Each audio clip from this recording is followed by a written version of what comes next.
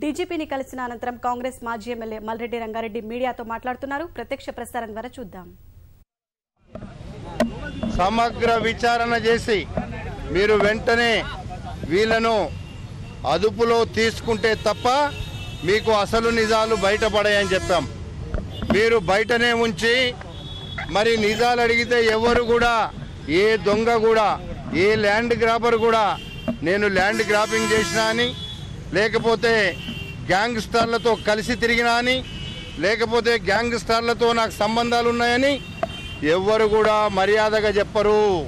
మేమిచ్చినటువంటి ఈరోజు ఇచ్చినటువంటి డాక్యుమెంట్స్ ఆధారంగా మీరు నిజంగా ఇందులో ఉన్న డాక్యుమెంట్లో ఉన్నటువంటి వ్యక్తులను ఇప్పటికే మీరు అరెస్ట్ చేసినారు. మీరు కొంతమందిని అరెస్ట్ చేసి మీరు కొంతమందిని అరెస్ట్ చేయకుండా ఉంటే అది నిష్పక్షపాతంగా చేసినట్టుండదు. నిజంగా నాకు ఒక నమ్మకం ఉంది. ఈరోజు ముఖ్యమంత్రి గారు కూడా నేను ఈ వినపాన్ని ఈ సందర్భంగా మనవి చేస్తున్నా. నీకొక్క గ్యాంగ్స్టార్ ఎమ్మెల్యే పోయినంత మాత్రాన నీకేం ఫరక్ పడదు.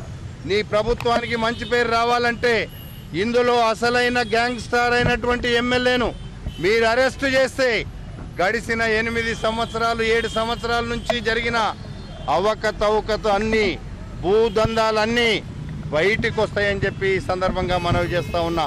అందుకే నేను ప్రభుత్వాన్ని ఒకవైపు, డీజీపీ గారిని ఒకవైపు, ఈరోజు ఉన్నటువంటి సిట్ అధికారులను ఒకవైపు, మళ్ళా ఇంటెలిజెన్స్ అధికారులకు కానీ అవసరమైతే ఈరోజే నేను మరి యొక్క మన లోకాయుక్తకు కూడా ఇవ్వాలని నేను నిర్ణయించుకున్నాను.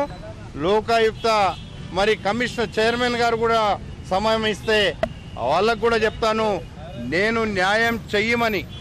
పేద ప్రజలకు జరిగినటువంటి అన్యాయాలను 7 సంవత్సరాల నుంచి వాళ్ళ పొట్టగొట్టినటువంటి వ్యక్తులను మీరు అదుపులో తీసుకొని మీరు ఎంక్వైరీ చేస్తే, ఇన్వెస్టిగేషన్ చేస్తేనే అది నిజంగా న్యాయంగా పేదవాళ్లకు న్యాయం జరుగుతుంది. మీరు ఏదో మీద మేము ఇచ్చినంత మాత్రాన సరే మేము చూస్తామంటే కుదరదు. పేదవాళ్లకు న్యాయం జరగాలి అంటే మేము ఇచ్చినటువంటి డాక్యుమెంట్ల ఆధారంగా ఈ జరిగినటువంటి 7 సంవత్సరాల నుంచి జరిగినటువంటి అన్యాయాల మీద, అక్రమాల మీద, బెదిరింపుల మీద, అధికారుల మీద ఒకవైపు బెదిరింపులు, ఆ పేద రైతుల మీద ఒకవైపు బెదిరింపులు, ఈ జరిగినటువంటి లోకల్ పోలీసు మీద బెదిరింపులు, ఇవన్నిటి మీద మీరు సమగ్ర దర్యాప్తు చేస్తే, ఆ దర్యాప్తు ఎప్పుడు జరుగుతుంది అంటే అక్కడ ఉండేటువంటి ఎమ్మెల్యేను అరెస్టు చేస్తేనే ఈ నిజాలు బయటపడతాయి తప్ప మీరు ఏదో పేపర్లు ఇచ్చినాం ఎంక్వైరీ చేస్తామంటే బయట వడయి అని చెప్పి సందర్భంగా మనవి చేస్తున్నా. అదేవిధంగా వాళ్ళ సొంత పార్టీ ఎంపీపీలు కానీ, వాళ్ళ సొంత పార్టీలో ఉన్నటువంటి కాంటెస్ట్ చేసినటువంటి ఎమ్మెల్యేలు, అదేవిధంగా సొంత పార్టీ నాయకులు కూడా ఇందులో ఇచ్చినటువంటి దాంట్లో వాళ్ళు కూడా అఫిడవిట్లు కానీ పేపర్లు కానీ మాకు ఈరోజు ఇచ్చారు. నేను ఒకటి ముఖ్యమంత్రి గారికి మరొక్కసారి చెప్తున్నా, ఒక్క ఎమ్మెల్యే పోతే మీకేం ఫరక్ పడదు.